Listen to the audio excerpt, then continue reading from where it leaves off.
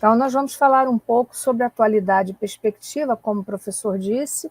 Eu não tenho nenhum conflito de interesse, professor, pela Fiocruz, né? Nós somos obrigados a declarar sempre, não tenho nenhum conflito nesse momento relacionado à epidemia da Covid-19. Eu sou investigadora do estudo de fase 3 para a vacina BCG, para a Covid-19, e conduzo 2 ensaios de fase 3 com antivirais novos, também para a Covid-19. Estamos no momento de inclusão de voluntários. Eu costumo dizer, professor Natalino, que não podemos olhar o futuro sem olhar o passado. A história das epidemias é um pouco a história do homem, sobretudo no Ocidente, não há dúvida, né? E apenas para dar um exemplo, poderia dar vários outros, né? Recentemente fiz até uma conferência sobre a história das epidemias, e é um pouco isso, como nós aprendemos, como nós continuamos a cometer os mesmos erros, como o negacionismo continua a existir, já existia em epidemias milenares na nossa história, mas esse é apenas um exemplo muito interessante relacionado à gripe espanhola. Essa é uma página da revista Science, de 1919, ela já existia naquela ocasião, onde as questões relacionadas ao senso comum já chamavam atenção. Então, evitar aglomerações, cobrir a mão e a boca quando tosse, lavar as mãos, quer dizer, o que hoje nós chamamos com esse nome tão incorporado já das chamadas medidas não farmacológicas. Então, não há dúvida de que, se nós olharmos o passado, né, desde da ilha de Kos, onde Hipócrates nos ensinou as primeiras definições do que seja a síndrome, né, uma definição do que seja sindrômico no homem, até a utilização da transfusão braço a braço, até nós chegarmos a essa extraordinária descoberta que fez realmente mudar o curso dessa epidemia, que são as vacinas. Então, sem dúvida nenhuma, nós atravessamos aí uma linha do tempo muito forte.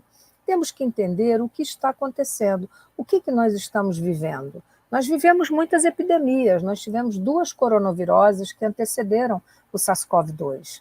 E a origem do problema é mais uma zoonose, uma doença zoonótica, que atravessa a barreira humana e vem ser nocivo aos seres humanos. Evidentemente, isso é gerado, né? Eu conheço bem esses mercados chineses, já vi em várias cidades chinesas, pequenas e grandes, é sempre assim, embaixo dessas prateleiras há pequenas gaiolinhas onde são colocados pequenos mamíferos, que são os vetores e que nos trouxeram, além do que nós já tínhamos, como, por exemplo, essa é a árvore taxonômica do SARS-CoV-2, né, que vem, portanto, das 2 coronaviroses anteriores, o SARS-CoV-1 e a MERS-CoV.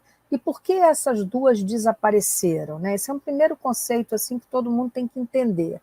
Desapareceram porque elas não foram tão pandêmicas, né? Elas ficaram restritas a determinadas áreas do mundo. E a tendência das viroses agudas de transmissão respiratória é essa, elas se estiolam ao longo do tempo e desaparecem. Nunca as medidas de controle ditas não farmacológicas foram tão importantes. Então, esse gráfico acho muito interessante que todos o tenham, né? Mesmo as pessoas que não são médicas, para que elas entendam, né? O que acontece com uma epidemia quando nós não fazemos nada, não fechamos, não paramos de fazer aglomerações e eventos, espetáculos, conferências, etc. A curva atinge o seu pico, não baixa, ela demora muito e ela obviamente, incorre numa morbi-letalidade muito maior. E quando as medidas farmacológicas são tomadas, né, ou seja, nós inclusive preservamos o sistema de saúde. O que nós vimos no Brasil em diversos momentos, nas várias ondas que nos atingiram, foi exatamente uma falta, um exaurimento da capacidade do sistema de saúde pelo mau uso das chamadas medidas não farmacológicas. E o que chegou a nós, professor Natalino, há 2 anos atrás? Chegou a nós uma doença que vinha do Oriente, né, uma pneumonia dita atípica. Nós rapidamente entendemos que não estávamos diante de uma pneumonia atípica, nós estávamos diante de uma doença longa, bifásica, basicamente, caracterizada por uma grande viremia inicial e uma agressivíssima resposta inflamatória que, em geral, se dava a partir da 2ª semana nos pacientes. Nós perdemos muitos pacientes no momento inicial. Perdemos porque nós não tínhamos esse entendimento da patogênese completa da doença. Os primeiros trabalhos levaram em conta fármacos estudados no chamado remodelamento de fármacos, ou reposicionamento, né? Entre eles, né? Enfim, essa triste história da cloroquina, né? Que todos isso foi se mostrando ao longo do tempo que isso não funcionava, né? Eram medicamentos que estavam em processo de remodelamento, né? E nós entendemos rapidamente, e esse é um trabalho que eu considero seminal, publicado pela revista Nature, ainda em maio de 2020, final de maio, onde a doença foi descrita, então, como uma doença tempestuosa. O que quer dizer isso? Uma doença que era capaz de comprometer todos os órgãos do corpo humano, não apenas os pulmões.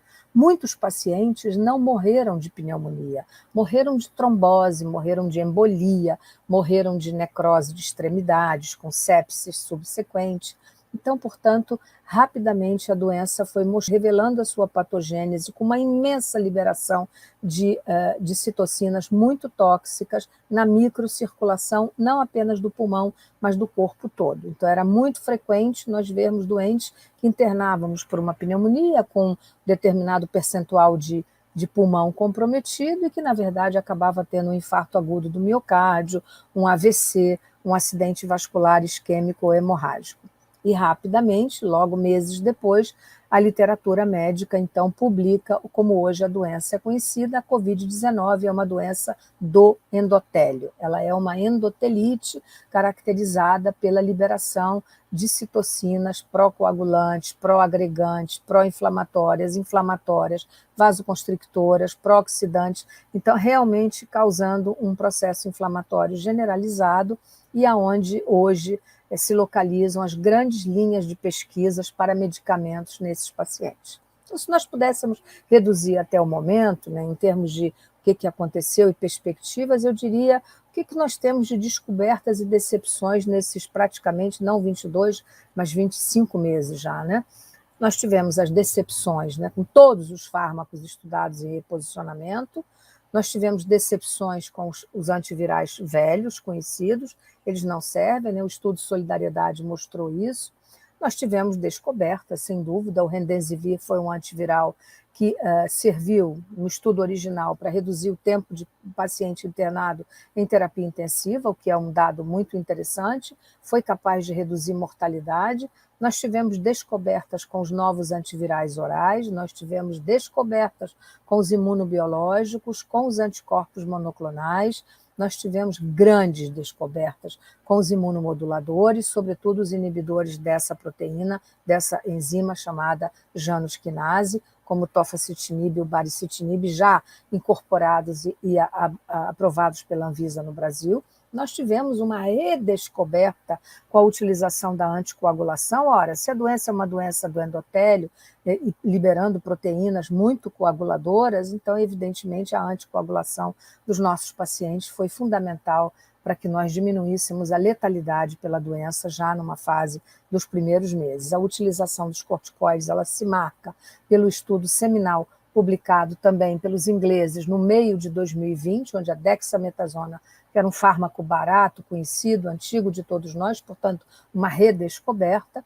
ela se mostrou e hoje ela é incorporada, não apenas a dexa, mas outros corticosteroides, aos pacientes com síndrome de respiratória aguda grave em determinadas circunstâncias. E o impacto na saúde pública e suplementar, que foi algo realmente extraordinário, não apenas no Brasil, no mundo todo. Então, houve fármacos desenvolvidos para outras doenças que foram aproveitadas e houve fármacos desenvolvidos especificamente para Covid-19. O primeiro deles é o tocilizumab, que é um anti-inflamatório biológico. O estudo Recovery incluiu mais de 4.000 pessoas, né, num período grande. Foi comparado com o tratamento Standard of Care, né, que é o tratamento básico. O desfecho analisado de todos esses estudos é a mortalidade após 28 dias. E mostrou que a mortalidade foi menor no grupo que usou tocilizumab e teve, enfim, melhor resultado, maior probabilidade de alta hospitalar. Quando o tosse foi utilizado a corticoide, mostrou um benefício ainda mais importante. Isso revela, em última análise, que todos esses medicamentos têm uma ação melhor quando utilizados com corticoide. Esse é o outro estudo também muito importante, que é o estudo com esse imunomodulador, que é o baricitinib, que foi um estudo conduzido nos Estados Unidos, inclusive por um brasileiro, nosso amigo, o professor André Calil, que está na Universidade de Nebraska. Também foi um estudo publicado no New England, o Brasil já o aprovou, e realmente nós já temos alguma experiência adquirida com o uso de baricitinib, utilizado junto com corticoide. É impressionante, isso se destina a pacientes graves em terapia intensiva, não necessariamente em ventilação mecânica. O tofacitinib foi igualmente, esse é um estudo totalmente realizado no Brasil, publicado no New England, foi considerado um estudo tão importante que gerou um editorial, e é muito surpreendente, porque foi um estudo pequeno, foi um estudo pragmático, que incluiu menos de 300 pacientes, mas a metodologia foi tão bem feita e os resultados foram tão extraordinários, a diferença entre a mortalidade com 28 dias entre placebo e tofacitinib. E quando nós avaliamos nesse gráfico todos os diamantes do lado esquerdo, mostrando a grande validação dos pacientes que usaram tofacitinib comparado com placebo, foi muito impressionante. Então, sem dúvida, isso já está aprovado no Brasil pela nossa Anvisa também. Os padrões radiológicos também sofreram uma classificação. Hoje nós definimos, né, uma variedade enorme de padrões radiológicos através de proporcionalidade pulmonar, que é como os radiologistas definem.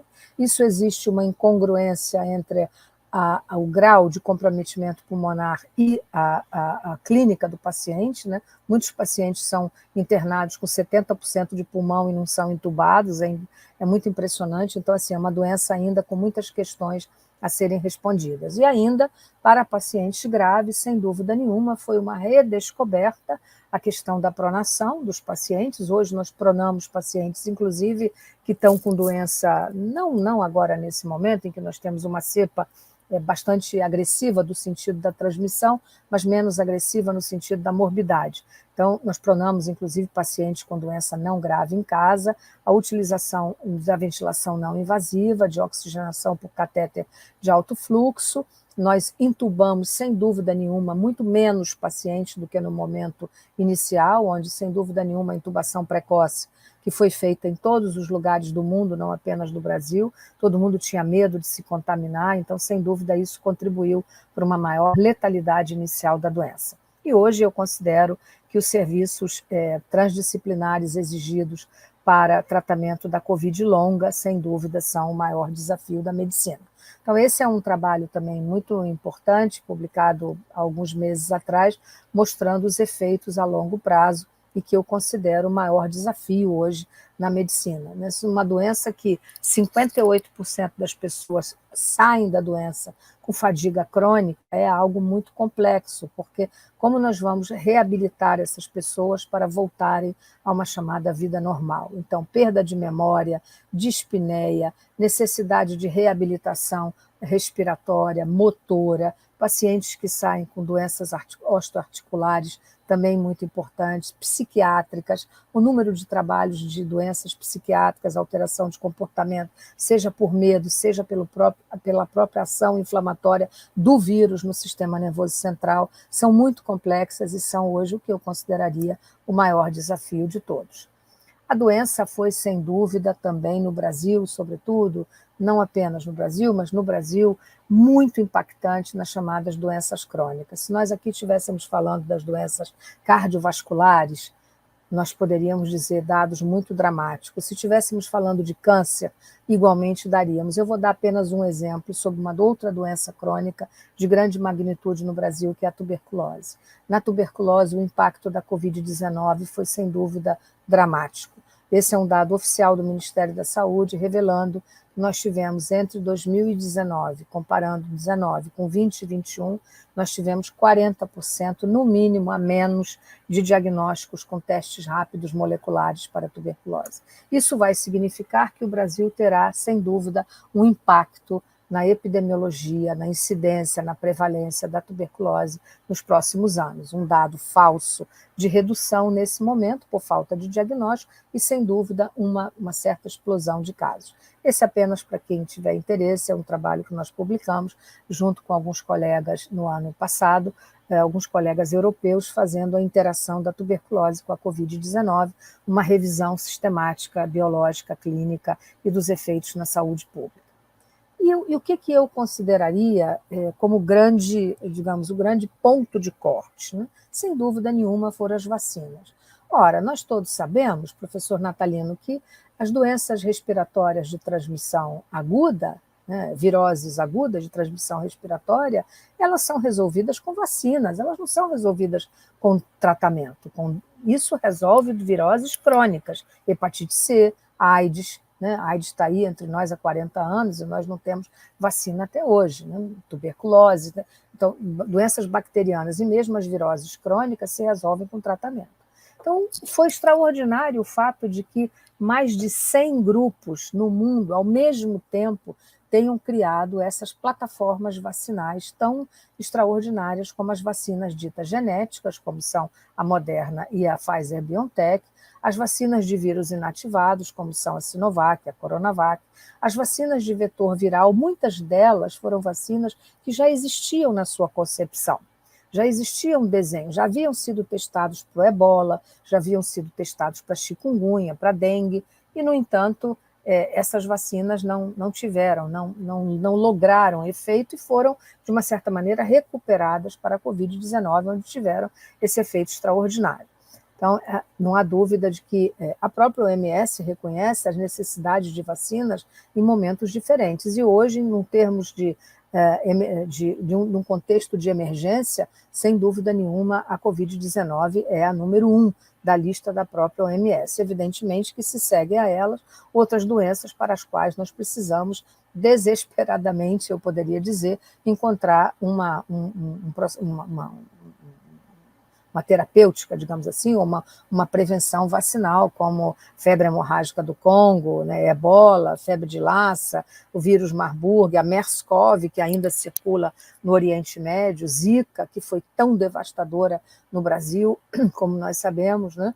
E, de modo geral, nós também precisamos de vacinas para algumas outras situações, né? Precisamos melhorar as vacinas para as doenças sexualmente transmissíveis, precisamos encontrar uma vacina para a tuberculose, né, que possa ser usada efetivamente para impedir o adoecimento, não a BCG, que tem uma limitação, inclusive, de idade, uma vacina de melhor ação para vírus sincicial respiratório, que hoje tem uma incidência muito maior em pacientes adultos do que tinha no seu início, por exemplo, né?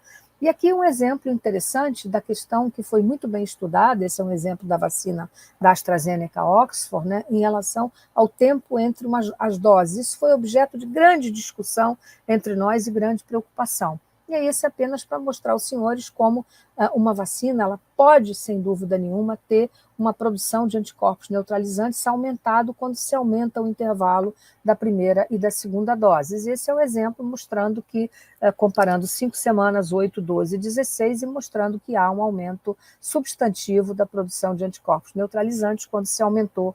Então, portanto, o Brasil tomou uma decisão correta quando emulou a Inglaterra no sentido de aumentar para 12 semanas, como todos nós tomamos a vacina da AstraZeneca aqui. Isso é mostrando a produção de anticorpos neutralizantes sendo realmente maior quando se aumenta o tempo.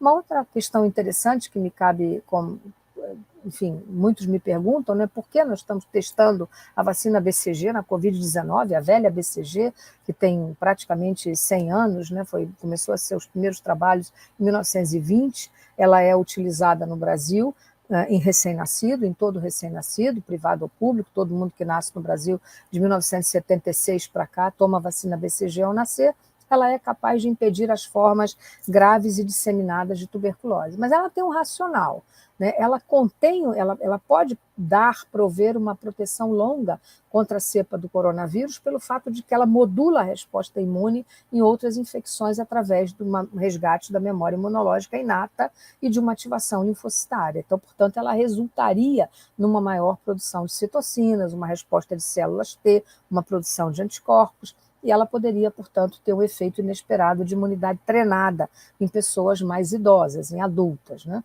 Devido à senescência, quando o sistema imune se reduz, a BCG poderia contribuir fortalecendo.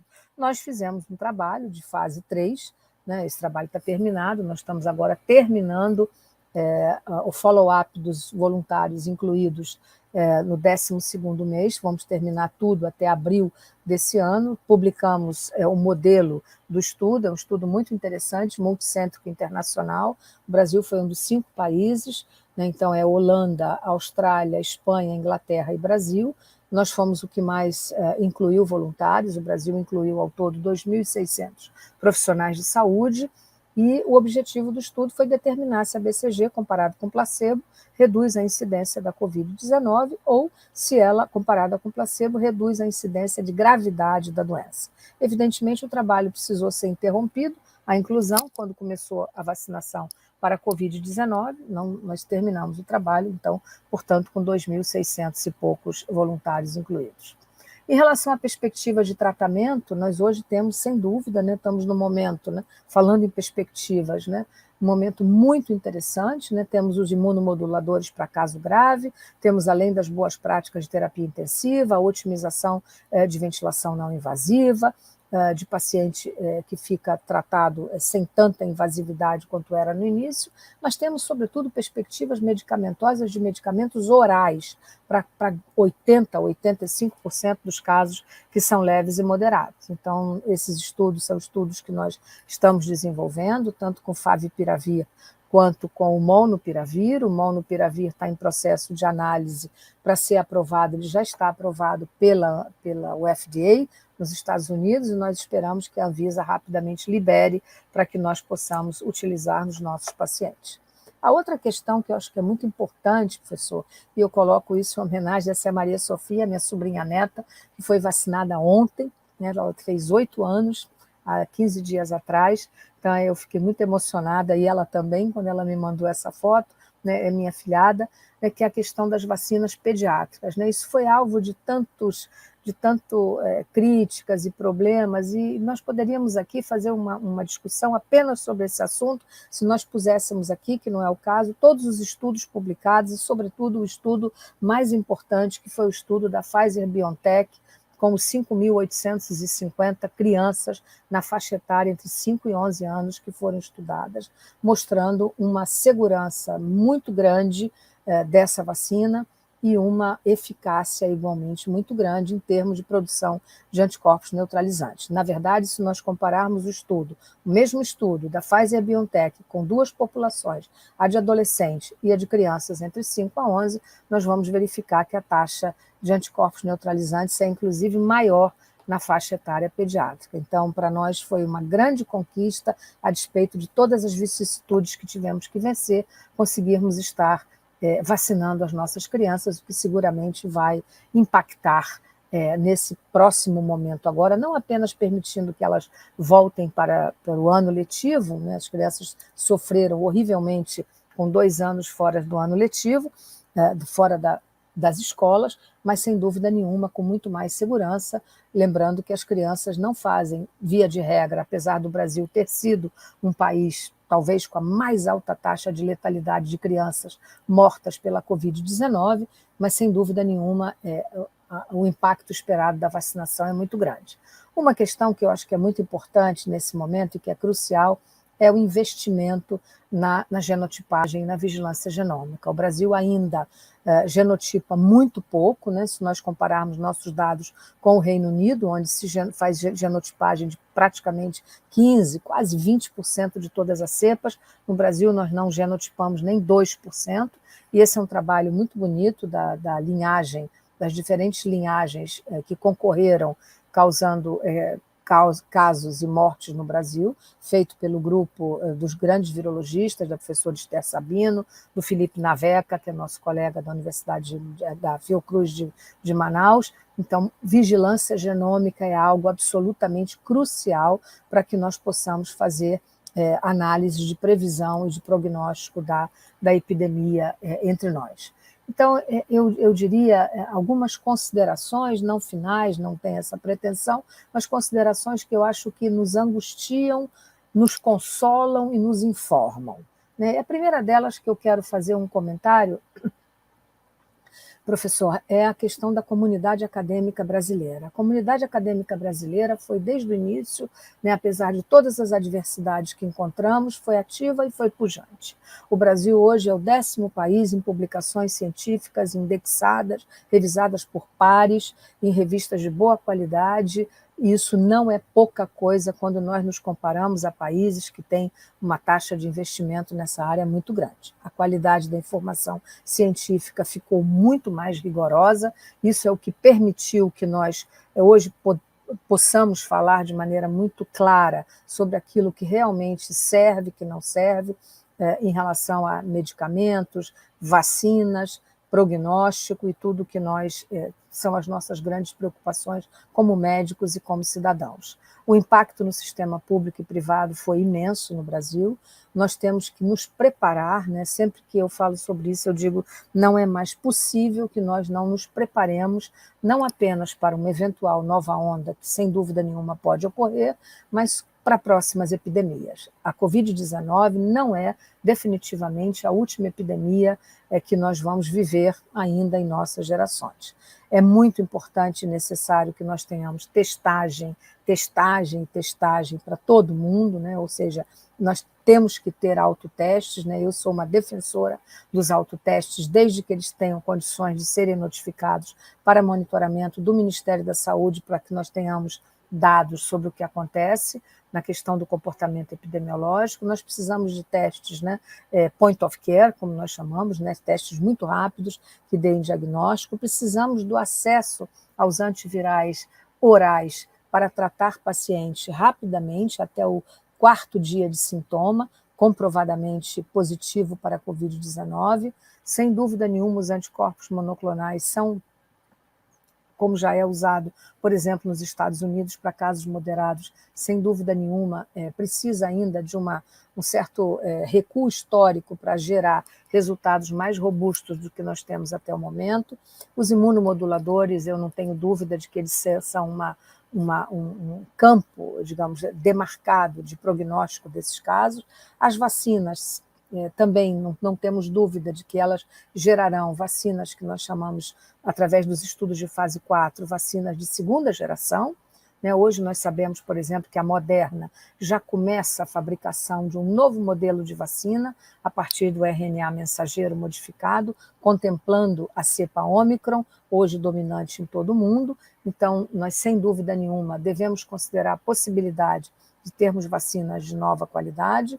Doses de reforços estão na ordem do dia.